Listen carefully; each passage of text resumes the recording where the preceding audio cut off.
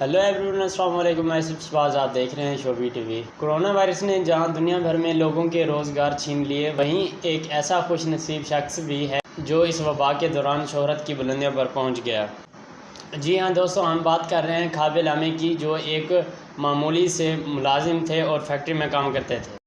وہ 139 ملین سے زائد فالوور کے ساتھ تیزی سے ترقی کرنے والے ٹک ٹاکر بن چکے ہیں۔ ایک مسلم گھرانے سے تعلق رکھنے والے اٹلی کے رہائشی کھابے کے فالوورز کے تعلق کسی مخصوص ملک سے نہیں بلکہ دنیا بھر کے لوگ انہیں فالو کر رہے ہیں۔ ایک مڈل گھرانے سے تعلق رکھنے والے کھابے لامے زندگی کی بنیادی ضروریات کو پورا کرنے کے لیے 2 معمولی نوکریاں کرتے تھے۔ وہ ایک ریسٹورنٹ میں ویٹر کی ذمہ داریاں سنبھالتے ہوئے، جبکہ اسی دوران انہوں نے فیکٹری میں بھی ملازمت کرنا شروع کر دی تھی۔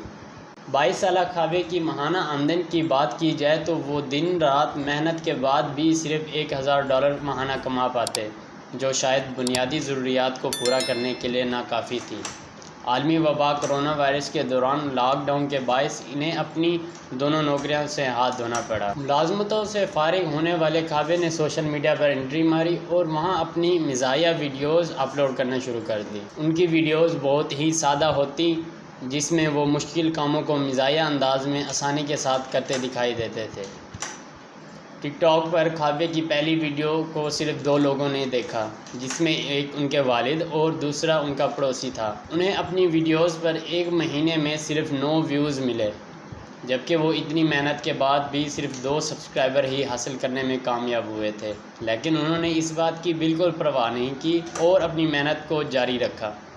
منفرد بات یہ ہے کہ وہ اپنی زیادہ تر ویڈیوز میں کبھی بولتے ہوئے ہی دکھائی نہیں دیتے تھے۔ کھابے کی ویڈیوز جسمانی حرکات پر مشتمل ہوتی۔ یہی وجہ ہے کہ دنیا بھر میں موجود ہر زبان سے تعلق رکھنے والے افراد ان کی ویڈیوز کو سمجھ سکتے ہیں اور مسکراتے ہیں۔ آہستہ آہستہ لوگوں نے ان کے کام کو پسند کرنا شروع کیا اور ویڈیوز پر شیئرنگ کی تعداد بڑھنے لگی، اور دیکھتے ہی دیکھتے سوشل میڈیا پر ان کے فالوورز کی لائن لگ گئی۔ کھابے کو شہرت ملنے پر بڑی بڑی کمپنیز نے ان سے رابطے میں آنے کی کوششیں تیز کر دیں۔ میڈیا رپورٹس کے مطابق حال ہی میں کھابے لامے کو ایک مشہور انٹرنیشنل فلم فیسٹیول میں بھی مدعو کیا گیا۔ کھابے اور ایک انٹرنیشنل فیشن برانڈ کے درمیان معاہدہ بھی طے پایا ہے۔